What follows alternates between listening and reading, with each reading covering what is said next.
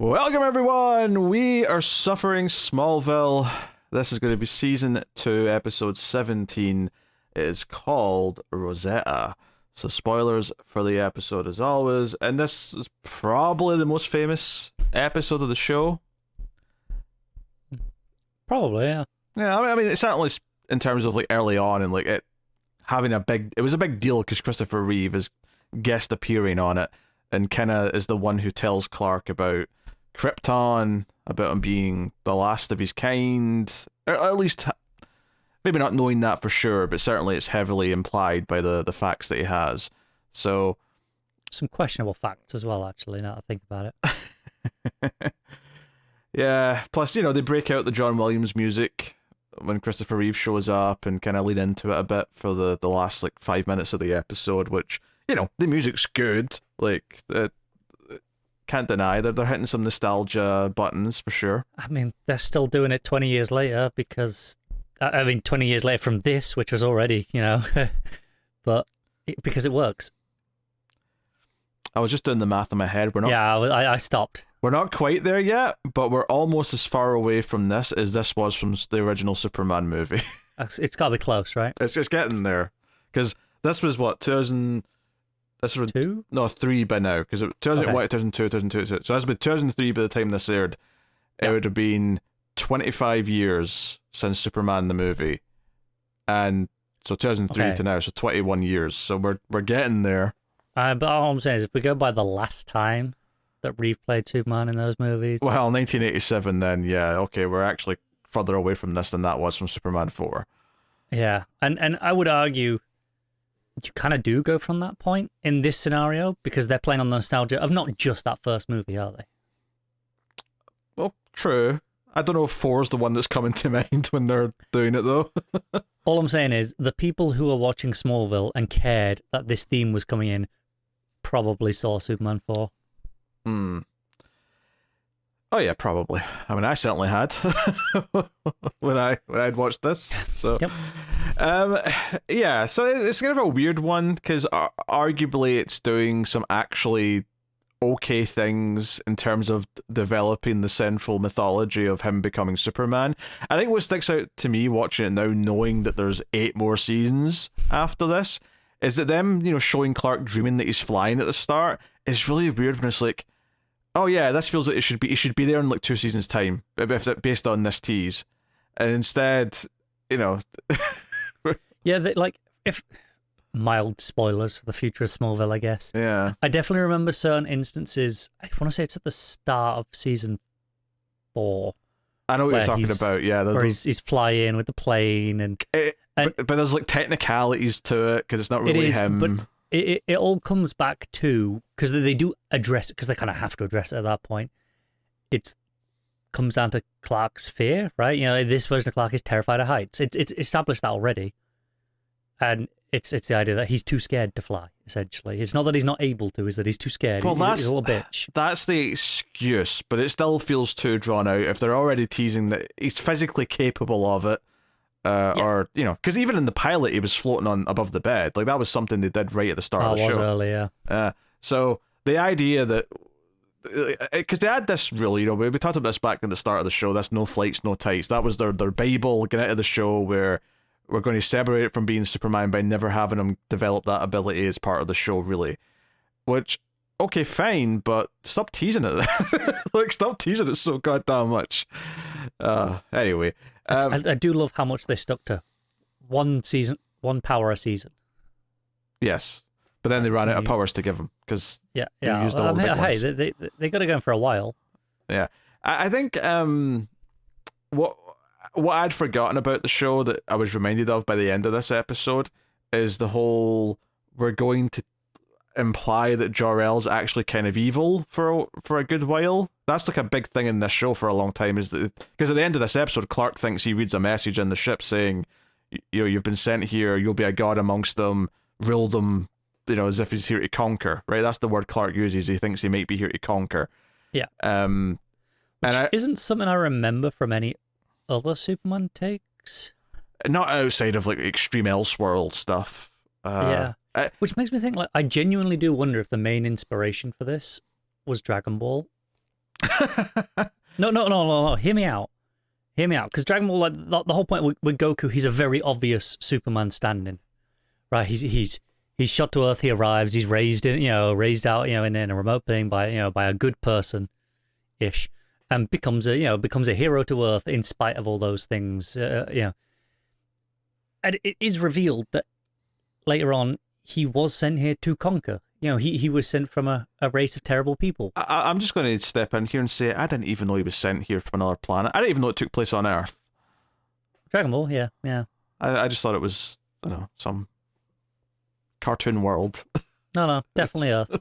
An interesting take on Earth, don't get me wrong, but it's Earth. Okay, fair enough. To me, like I think my instinct, I remember back then thinking, they're going in a very different direction. And arguably the reason why they might be going in that different direction is because they're kind of treating Christopher Reeve's character almost as if he's the Jor-El of this show. And I even said that as we were watching this, that it felt like, they're wanting him to say the sort of lines we expect the hologram of Jor-El to say to a young Clark. In a non-morbid way, do you think they actually planned for that long term until I think they may have done, because he dies, he died in real life somewhere in early season 4, because he has a season 3 appearance, and then he died, and obviously they had to, and I do wonder if, because I do remember that by the end of the show, I think Jor-El does pivot into, it was kind of a misunderstanding, or he just wanted to test Clark. He actually is more like the Jor-El that you think of by the end. And I don't think he gets the fortress with that version of Jor-El till season, I want to say it's 5. Yeah, that sounds right. Which is post his death. I do wonder if this was just going to be the game plan going forward at this point, but obviously Christopher Reeve passing away meant that, maybe Jor-El has to just become what we think of as Jor-El. Maybe not. Maybe I'm just speculating here. I think if I'm going to give the writers genuine credit, potentially, like hear me out. If that wasn't their idea, which I think it probably was, but if I'm going to speculate if they had any other ideas, I think it's possible that they were going along with the idea that Lex in this show right now is not a terrible person. He's flawed, he has problems, but he's not a villain. Whereas Lionel is. Lionel is terrible. Lionel is actually what Lex usually is in the comics right now at this stage of the show. Yeah, arguably not evil enough even, but yeah, more definitely closer to it. Yeah, I mean, even they give Lionel part of Lex's backstory from the comics with the blowing, killing his parents and taking and stuff like that. That comes up later. It is straight up, he is Lex for all intents and purposes, just not in name. I wonder if that's something they intended to do here with Jor-El and Clark as well, like to kind of mirror the Lionel Lex thing that they've got going on.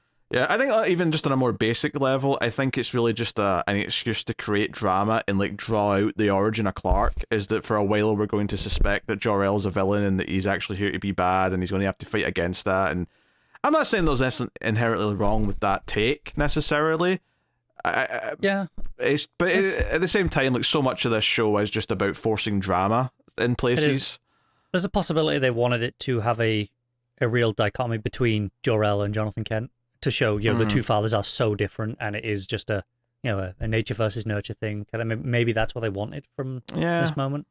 There's also, arguably, it's almost more tough to present them as both being good but different, right? And say these are different ideologies and different perspectives, but they're both inherently good, which is typically what we think of Jor-El and Jonathan Kent as being, is like two different forces of good ideas, right? And good upbringings and whatnot. So, like maybe you could say they're going for the easier play in some ways, even though they're changing something. But watching this episode again, though, specifically, I definitely felt like, Christopher Reeve's character, Virgil Swan, feels like Jor-El here.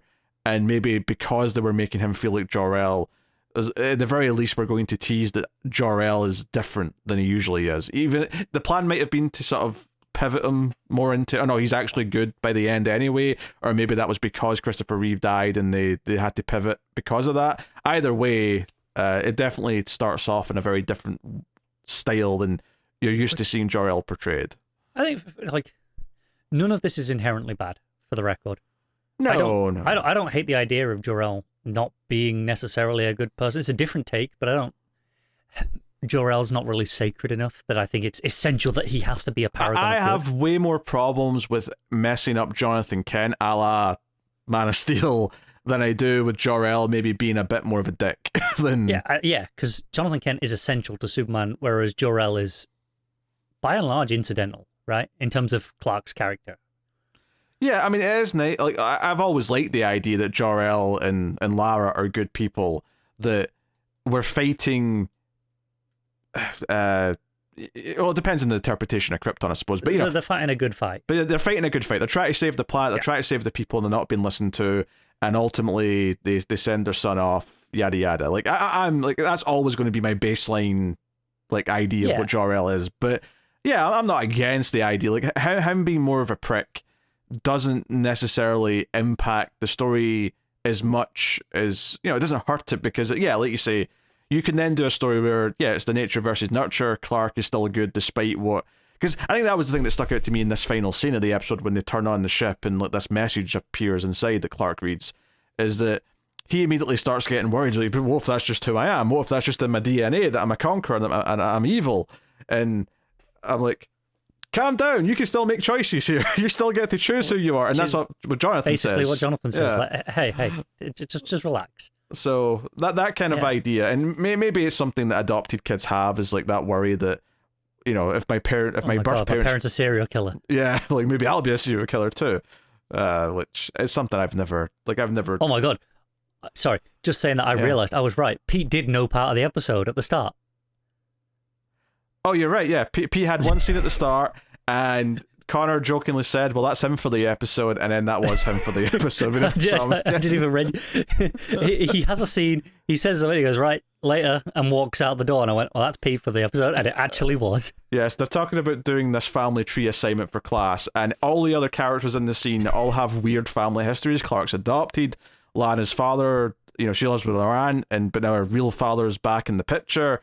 Chloe's mother abandoned her at a young age, so they all have weirder, like, this isn't a neat thing, which is probably why you shouldn't do family tree projects in school, because it might make half the kids... Why they don't do them anymore? Yeah, half the kids feel weird about it, because like, oh, this is pointing out that I have a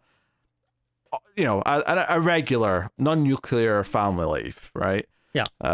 And Pete says, well, it's not my fault, I've got a normal life, and then just leaves. He literally goes, not my fault from a nuclear family, screw you, bye. I like the idea that Clark does his family tree and he comes in with like one half of it looks normal because it's the Kent side, and then the other side's a star chart, and here's some coordinates for Krypton. Hey, I mean, you joke, but that is basically what he wrote. Kind of, actually, in a sense. So yeah, obviously we kind of jump to the end of here. I mean, Christopher Reeve's scenes is nice, you know. He's good because he's a good actor. Yeah, it's all very fine. Obviously the whole thing here is that the Clark is having dreams of putting the key in the cave. His parents have hid it from him, but that doesn't actually matter as the episode goes on, because the key kind of calls out to him and sends him this high screeching pitch noise that makes him find it. And Chloe and Lana are like, what the hell are you listening to? Yeah, you so weird bastard. He actually can read Kryptonian after he puts the key in the wall, and it beams all the knowledge into him. Which I guess makes sense. If Jor-El was planning on him being able to read like the messages he sends him, he'd have to like teach him the language somehow. Yeah. Which I guess does you could make an argument that this lends credence to the idea that they did always intend for the Jor-El being a conqueror side of things, because there was groundwork laid on the planet in the past with the caves, and they'd set up this mechanism already. Yeah. Honestly, I love the cave stuff, but it's here, so we'll deal with it. I mean, obviously the funny thing is that Lex keeps finding Clark in these weird situations, because he wakes up on the road, Lex finds him, and it's like, oh, how did you get out here? Oh, I was sleepwalking, and I don't know how many miles he was away from the farm. Yeah, because it was like pitch black when Lex found him. And then when he strolls in the morning, it's, morning, daylight. He's like, yeah, Lex drove me home. And he implies, oh, Lex drove me straight home. Like that's the way it sounds. Yeah. I mean, maybe Lex took him for like some early breakfast or something first before it got late and time passed, but it doesn't seem that way. Yeah. I don't know. But then he finds Clark passed out in the cave floor, And then the barn incident happens, which is Clark's powers kick in involuntarily. And I was laughing at the performance from Tom Welling here, because the heat vision is firing out, and he's just sort of doing this with his head because he's acting like he can't control it. And I thought it was quite funny. I was also laughing at the shots where you could just see the heat vision beams. Not him firing them, but just the beams facing the barn. They were crisscrossing as well. Not just like he was moving his head, but like he's going cross-eyed like while he's doing this. I mean, that would be if he's going to draw something with the heat vision, being able to go cross-eyed would make it more efficient. It would, yeah. Because arguably, if he's drawing something with heat vision and he's not going cross-eyed, then technically everything should have double lines. It should, like, he shouldn't be able to do single lines with it, unless he's like doubling over the same burn. Yeah, that's what I'd have thought. Yeah, just tilt your head like everything's going like at an angle. Sounds like a lot of effort.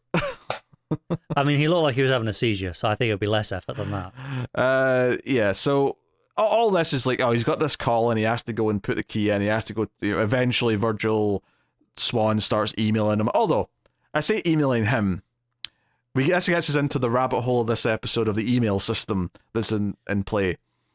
Yeah. Because it seems like the implication from this episode is that Clark and Lana don't have their own emails. They just like have stuff sent to Chloe's, because there's two examples in this episode. One, of course, is Swan sending an email to Chloe for Clark. The other one early on is that Lana says, "Hey, can I use the computer in the Torch office because my hard drive keeps failing?" And Chloe's like, "Yeah, sure." And she sits down and she's clearly in Chloe's, I thought it was just like her folders, but later on it seems like it's the email system they're using because it looks the same as later. But her file for her family tree template is inside Chloe's email system. So I was really confused. The thing is though, I'm wrong, Pete didn't know about the episode. He had one more scene. Did he? Clark with the laptop. Yeah, you're right. Yeah, that's right. Okay, he had one more scene because when Clark wanted to send an email back, he wanted to do it in secret from a laptop in the barn. Yes. And in that scene, Clark has his own email address. You can see it in the top corner. It's like C. Kent, something or other. So I'm wondering, are they all logged in on the Torch computer and just leave themselves logged in? And that's scary business. Yeah. But that said, though, it is the early 2000s. Maybe people hadn't thought about this yet, that someone could just go into their emails and mess about and do shit. Well, Chloe learned this episode. This is why you don't leave yourself logged in.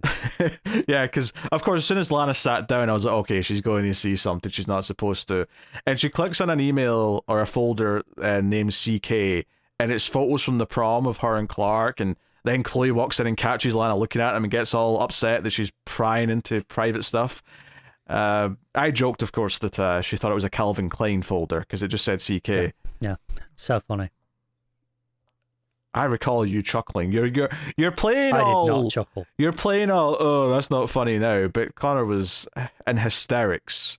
Hysterics. That is the exact words I would have used to describe my reaction. The viewing. Yes, you were. You were cracking up at all my jokes. Yeah, that's very believable. Yes, Connor's basically laughing the entire time we watch Smallville because I'm just so funny that he can't contain himself. I am laughing the entire time we watch it at the stupidity of the show. You have nothing to do. You're incidental. It's when Chloe's explaining who Virgil Swan is, by the way, that she tells him the Man of Tomorrow. So that was one of your... Yeah. Also, like, when Clark gets all these emails, she's like, oh, it's from this dude named Virgil Swan. And then the next day, she's like, he's a living legend. And Clark's like, well, I've never heard of him. And Chloe's like, yeah, well, he's done all this stuff. You should have heard of him. Like, she hadn't heard of him like 2 hours ago. Yeah. So we have this Chloe and Lana drama, which is Chloe upset. She points out that when Clark was sick and she poured her feelings out to him, Clark just sort of went, Lana? And that's really upset her. So Lana tries to move out. Where she's going to go is never brought up because she's a teenager. She's just packing this stuff. She's running away from home. Yeah. Just don't worry about it. So Chloe just says, hey, look at my family tree. I put you down as my sister. Hugs, best friends. It'll be good now. Although she was very upset at Clark earlier on, though, because Clark tried to negotiate with her that he'll forgive her for something if Chloe forgives her for snooping on the computer. This was all riveting stuff. It's very emotional blackmailing. I mean, but it's like a sweet, innocent version of it. It's like, hey, okay, I'll do a thing for you, but forgive your friend for a thing, because, let it go. Come on. Like, there's a nice intention behind it. I'm not going to call him. It's always a nice intention.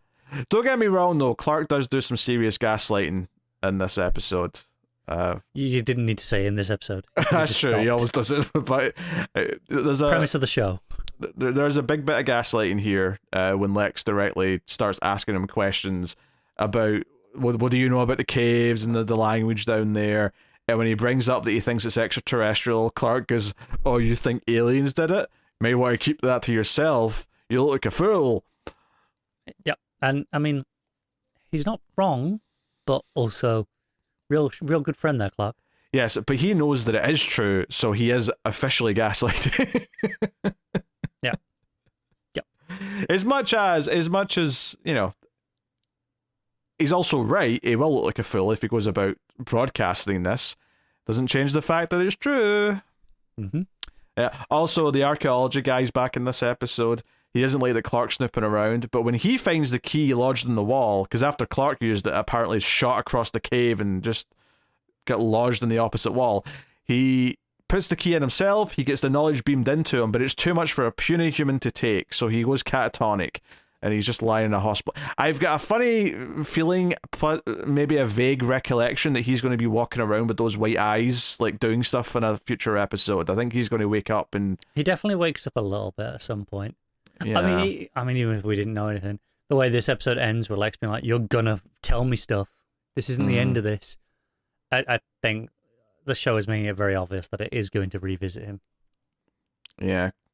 Lex does feel like he's getting a bit obsessed now. It feels like he's really, he's looking through... Sorry, Lex? Obsessed? He's looking through Clark's trash. He's finding his doodles of the language. I'm sorry, the man who analysed his car crash, who had it like, the crumpled car suspended, and be like, there's no way this simulation works. That man wasn't obsessed, but this is. I didn't say he was before. I'm saying he's going up a notch. It feels like he's becoming more it's more persistent, I guess I'll say. More persistent. Yeah, okay. That's fair. Unhealthy. Like, he might forget to eat dinner because he's too busy trying to put the red strings on the board and connect all the dots. Oh, he definitely forgets all the time. He's like, wait, what? And then has to go and order something. Yeah. So, I mean, yeah. Are we done? Have we actually left anything to talk about? I don't know. We kind of bounced around a little bit. I think that was all of it. It's kind of funny. There's kind of less of a plot in this episode because there's not a villain or anything like that, which is fine. Like, I'm not complaining about that. It's more focused, but it's just so hinged on the Virgil Swan. Yeah, it's so hinged on building up to that, and then we get a long scene where he explains that this message is, came from the stars. It says, Kal-El from Krypton. Protect him, blah blah blah.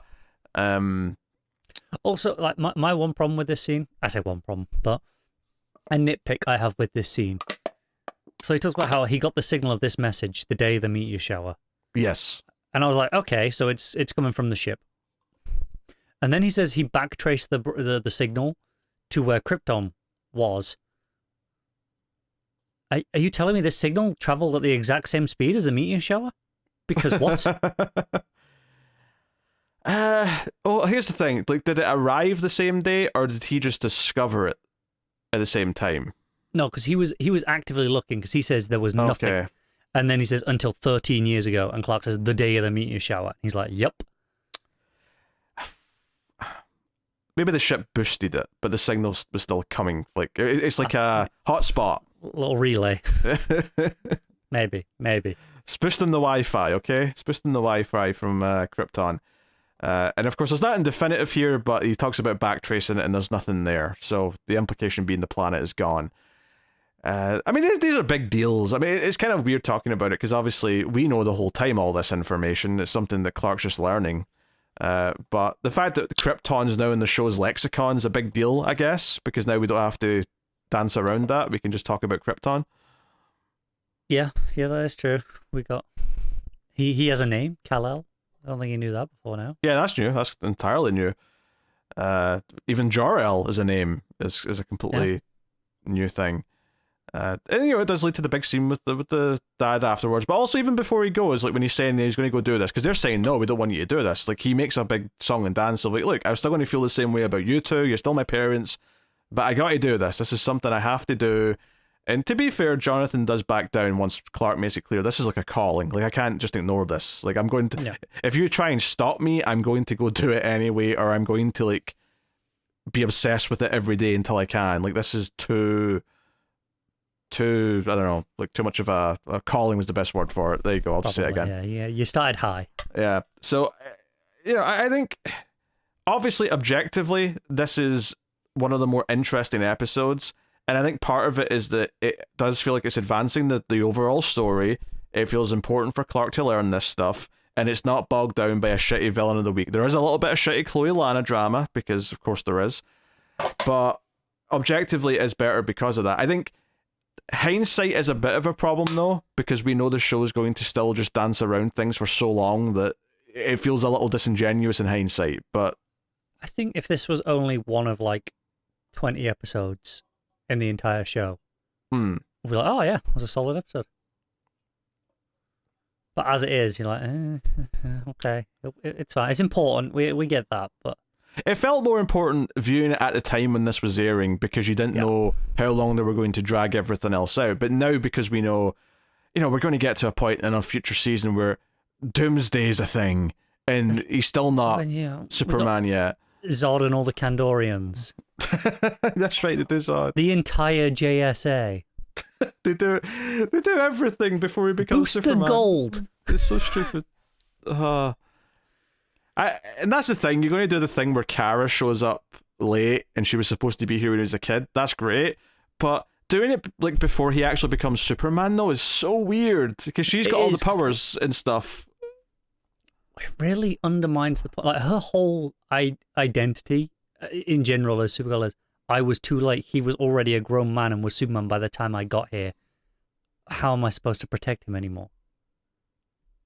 Like that was her whole purpose. Whereas now it's like, well, he's not Superman. You can still, protect, help him out. Like, it's definitely lessened. From my memory, I remember really disliking this show's interpretation of Kara. I remember thinking she felt really moody and like aggressive. Like I know Kara's always got like a bit of an anger problem. Like that's kind of part of her character, but she's usually still quite likable, just with an anger problem as part of her character. I seem to recall this version being a lot more just kind of like angsty and like that'll be because this was at the point when it was officially the CW. That's true. I'm pretty sure. Yeah, it was after the transition. I'm pretty sure it's like 6 or 7. Yeah. So yeah, it explains a lot. I mean, not that this isn't basically every CW show anyway. I mean, keep in mind this. I mean, obviously it moved to the UPN by this point, but this is actually the final season of Buffy's airing, as this is airing. Buffy finished in May of 2003. This season finishes in May of 2003, if I'm remembering correctly. So that sounds about right. Yeah. Wild stuff transitioning into like a world. I mean, the Angel still lasted for another year, but soon there's going to be a world here where Smallville is the main teen show that exists, and that's a very distressing thing to think about. It's weird because it's so weird how you've got Smallville for a few years kind of on its own before you get to like the Arrowverse stuff, and in the meantime you have all like Vampire Diaries, all that sort of stuff. Yeah, well, Smallville finishes because Smallville finishes in 2010 and Arrow starts in 2012, so there's just a little gap before that kicks in. Yeah, but like the back half of this show, it doesn't feel like it's about to spearhead a superhero revolution. No. As much as they try and spin off it a couple of times. It is really funny though that the MCU starts before the show ends. It's kind of wild the sort of the bridge of time that this kind of occupies this show over its 10-year period. It goes from the middle of Buffy to early MCU. Well, even for ignoring Buffy, although I'd never ignore Buffy, but ignoring that for the sake of this conversation, like if you think of where superheroes were at the time, this show started after the first X-Men movie came out, and Batman Begins came out halfway through its run, and then Superman Returns even came out obviously around that same time. And then by the end, Halle Berry, Catwoman, yeah. But then by the end, we've got the start of the MCU, and we've got all that stuff popping off. Like, it's kind of a wild span of time when you think about it that way. Kind of is. It's almost impressive. Except the show itself is not impressive. yeah. Just on sheer longevity though, like not quality. Oh yeah. There's very little quality to be found, and the sad part is that this episode, well, and it does have some legitimately nice things in it. If you're a Superman fan, it's not actually that great a script of a story on its own. Like, it's not like, if I compared this to a great episode of like any good show, like, this isn't standing up anywhere. I would argue even this show has had better episodes on its own merit. Sure, fair, but I'm just like, this is good for this show, but it's not like a special episode of TV. Like, it's only special because Christopher Reeve's guest starring. It's not a special script. I don't think it is even good for this show. I think it's important for this show, and it's actively not doing as many terrible things that the show normally does, but it doesn't actually do many good things. I think there's a clear. I think there's an important difference there, because like, the Christopher Reeve stuff, it's good as a Superman fan, right? And it's good because, this is advancing the plot. But it's not actually, like, particularly well scripted. It's not that excitingly shot. There's nothing particularly interesting. I'm just not sure what these other episodes are that you think are better. There's got to have been better episodes. I mean, maybe after that. I don't think there's been that many before now, though. There must have been. Name one. I'm struggling. I'm struggling. I think case in point. Okay. I don't want to say this, calling this good feels even good for this show. I think because it's so. I think it's very mediocre, even for this show standard. Like, I don't think it's particularly like enjoyable. But up until this point, like, what is better than it? Like, by this show's own metric, at this point, let's forget the rest of the show after this, right? If we're going just from the start of the show till now. What is that much better than this episode? Like, maybe the episode where he gets the heat vision? Like, did you enjoy that more than this? Honestly, it was like the first thing that sprung to mind. Maybe the Red Kryptonite episode? I don't know. Like, yeah, no, actually, I think the Red K one's a good example. I think that's a better episode than this. Okay, fair enough. I think it definitely has its own, early 2000s CW style show flaws, but I think it's a better constructed episode for this show than this is. I think this show, it's fundamentally a fairly boring episode. It just happens to have important information. Okay. I don't really have a final point to add on to that. I just, because my whole thing at the start of that whole debate, if you recall, was me saying that this is only good for this show. It's not that good in general. It's propped up by the Christopher Reeve appearance. So I'm saying that the ceiling on this show is not that high. Quite clearly. I mean, it's definitely not, no. Given the way we talk about it, and any other show you could compare it to. There's a reason we're suffering this and not enjoying it. Exactly. Yeah. I mean, there's some enjoyment in a, Mystery Science Theater style of viewing, of making fun of it and whatnot, but so it's just a sort of thing where I feel like this is an episode that's propped up, and and it's nice to see Christopher Reeve, but it's not that good an episode as far as rating is, or anything like that. It's not that special, all things considered. It's Christopher Reeve and some John Williams music. It's playing on nostalgia. It's playing, and it's nice that they gave him this, don't get me wrong, but all I could think when I was watching this scene towards the end of the episode was, if this was a good show about a teenage Clark Kent, if this was like a genuinely great show, how much more special it would feel that Christopher Reeve was passing the torch if I actually believed in the person who was becoming the new Superman. But I don't, because Tom Welling's shit, and he was always shit. That is fair. So So it's nice for the Christopher Reeve part, but if I actually cared about who he was passing the torch to, it might, have a bit more weight behind it. Yeah. That said, I'm struggling to think of many good examples of that happening where I'm like, I care about this. Oh, you mean just of like someone coming back and passing the torch to a younger, new version of something? There must be some. I mean, admittedly, yeah, a lot of the recent years are examples of these nostalgia sequels. I'm struggling because I'm just picturing all of those right now. But yeah. I mean, this being 20 years ago does show that it's not a recent trend, right? Yeah. No, it's just more of a formula now to just do consistently. But like, it's something that's been attempted in the past for sure. But arguably, like, in a lot of ways, this show and even getting into the Arrowverse stuff, like, they became very, very consistently guilty of trying to play on nostalgia by bringing back actors from previous shows and previous things. I mean, hell, they brought back Smallville actors in some cases for some stuff eventually in those shows. I was going to say, who did they bring back? Then I remembered Crisis. Yeah, Crisis brought back, the two. Yeah, very, very briefly, but yeah. Yeah.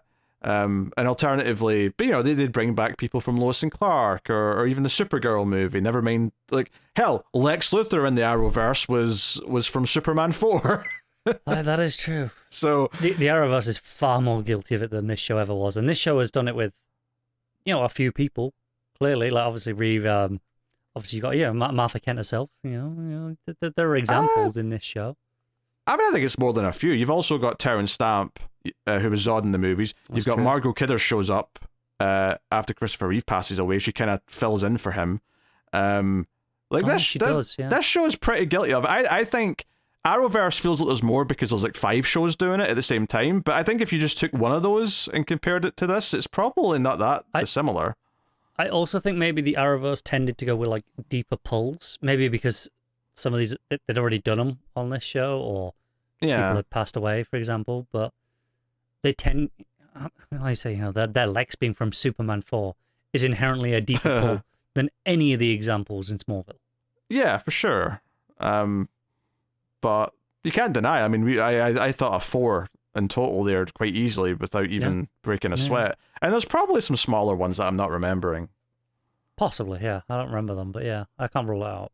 Yeah, I could see there being some, maybe the actor who played Jimmy or something shows up in a cameo at some point. I don't know. Will you even recognize him? Mark McClure? I might. Without seeing his name in the credits. No, I mean, I know what he looks like. I think I know what he looks like older as well, because he did a lot of interviews for documentaries and stuff. Yeah, that's fair. Around the time Superman Returns was coming out, so I feel like I might recognize him. It's the sort of thing where I might not instantly, and then like when someone points it out, I go, "Oh yeah, I can see it now." Now you've pointed it out, I can see it's him. But yeah, so I guess the final point I'm building to here is that this is obviously nice to see some of the things in this episode, but it doesn't make it good. It doesn't make it like high art. It doesn't make it that special beyond just it's nice to see Christopher Reeve again. Yeah, pretty much. And I think that's something that hardcore Smallville fans who still love the show a lot would probably hate us for saying, but there's nothing actually that impressive about most of the episode. No, I would go as far as to say, like, I think it's less interesting as an episode than even like the one where we had all the cave stuff like properly introduced. At least that felt unique to Smallville, right, in what it was doing. I think this is all the stuff that it has to tell us because we all know it anyway. Yeah, I mean, I still think that should feel special, and largely, if you're doing a show about the origins of Superman, all of the interesting stuff we should know already. It's just about how it tackles that information. That's just what a prequel is, really. Yeah, but I just think this tackled it in a fairly boring way. It was enjoyable purely because Christopher Reeve. But the presentation of it was pretty boring. Yeah, I think that's fair. And if anything, because it wasn't as funny bad as a lot of the episodes are, we probably didn't enjoy watching it as much. It was kind of more of a neutral experience. Yeah. So, oh well, there you go. There's your positive review of Rosetta, which is one of the top. It's got a really high MDB score, hasn't it? Oh, it's like a 9.1, yeah. And it's IMDb have started doing this thing now where they do like a top rated tag on like episodes of a show that are in the top percentile. For a little while. Yeah. I just noticed it the other day because I was noticing it when I was looking at Twilight Zone episodes that I was like, oh, is there any more top rated episodes left from what I have? And I think I've got like maybe one left in like season 5. I do like it as a feature, but yeah, this is one of the top rated of Is that rated across the entire show, or is that rated across the season? entire show. So Okay. and an entire season may not have one. Okay, I just didn't know how IMDb weighted them. Which I think is more useful, because it's like, oh hey, this season's got like 5 top rated episodes, whereas this one doesn't. You can sort of gauge. It's probably a good season versus this one isn't. Yeah. Obviously though, there's something to be said of a consistency thing, where if you've got a bunch of 8 out of 10s versus a season that has like a couple of 9s, but then there's a bunch of shit. Like, yeah, But yeah, it is interesting to see, all things considered. And from a glance, that is the only top rated episode in season 2. I'd like to say I'm surprised. There was none in really season not. 1. Yeah, honestly, I think that's a good thing for us, and that at least everyone else agrees that there's better things to come, in theory. I mean, I thought it was all downhill after season 5 myself, from my memory, but Hey, that means there are better things to come from now. true. Although 3's got no top rated. I'm just skimming through these. 4 has 1. Right, so 1 and 2, 1 and 4. 5 has 1. Episode 100 for the record. So To be fair, actually, from memory, I would stand by that. season 6 has 1, 2. I remember season 6 being terrible. The fact that it has 2 top rated episodes is really concerning to me. Season 6, the one with all the Phantom Zone prisoners. Possibly. I remember it as being the one with the fake pregnancy, but I mean, maybe I'm misremembering what season that was. Could be both. I remember hating that season, but fair enough. 7 has 1, just 1, okay. 8 has 1, just 1. I mean, it has 10 seasons, so it makes sense they're more spread out. It does, yeah. 9 has 1, and then 10 has 1. Is it 2, the last one? Has 2, and one of them is the finale. Okay. Is it the finale, and it's one fairly early on, and it's the one with Brainiac from the future? It is an early on episode. I don't know if it's that one though. What's the title? I might know. Homecoming. It is. Is it? Yeah. Okay. Yeah.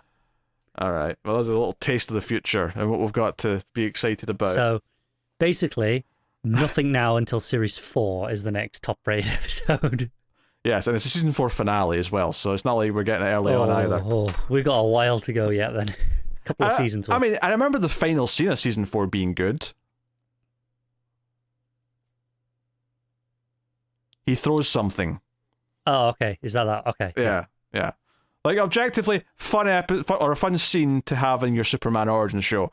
It arguably should be the beginning of the end of the show, but that's a whole other debate to have when we get there.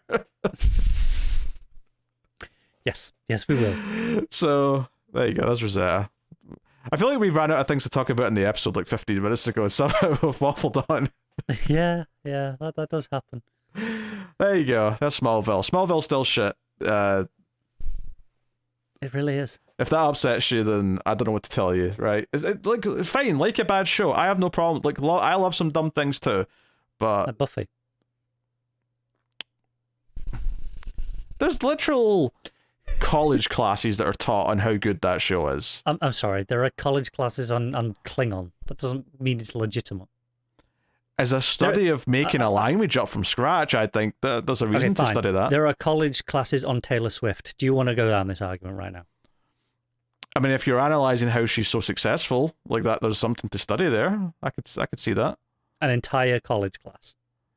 About how she manipulates an entire group of people into thinking she's a god. Yeah, she's clearly done it exceptionally well.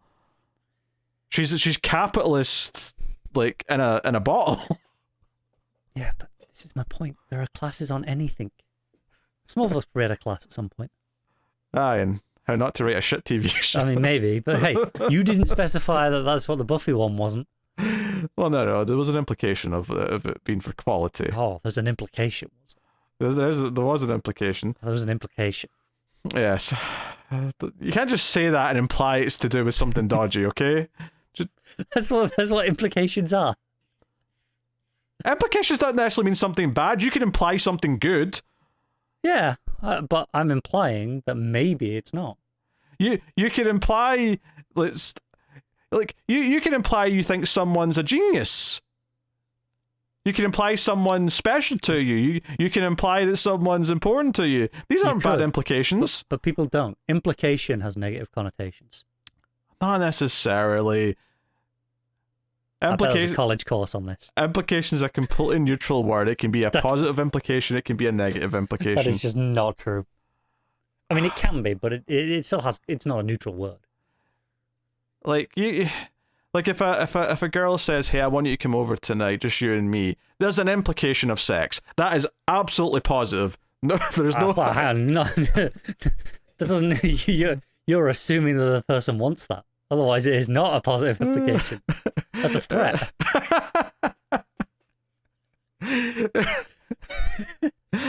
Yes, but we're speaking from the perspective of men who want sex. That a woman is implying she wants sex, and therefore it is a positive implication.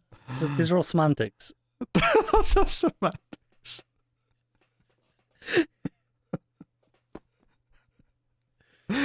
Oh, bloody hell. Oh, Jesus Christ. Alright, that's Smallville somehow for another week. We'll see you next time. Go to patreon.com/MailFuzzTV. For some reason you want to support this, then you can help there. Get bonuses. Goodbye, everyone. Won't somebody save me?